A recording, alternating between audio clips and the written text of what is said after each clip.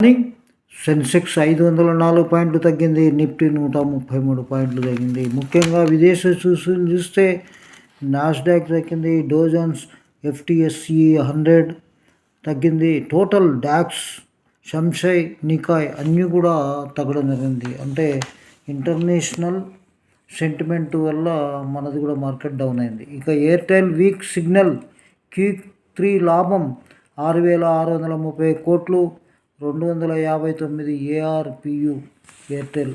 ఇక ముఖ్యంగా కస్టమర్ల సంఖ్య అప్పు. తాజా సమీక్ష కాలంలో ఎయిర్టెల్ ఒక్కో వినియోగదారునిపై సగటు ఆదాయం పెరిగింది. ఇక ఫలితాల నేపథ్యంలో ఎయిర్టెల్ BSEలో 1% బలహీనపడి 1,999 రూపాయలు ముగిసింది. మళ్ళీ వెనక్కంటూ స్టార్టప్ టర్నోవర్ పరిమితి 200 కోట్లు. అదేవిధంగా నష్టాల రోడ్డుపై Tata Motors PB. Startup engineering. నమస్తే.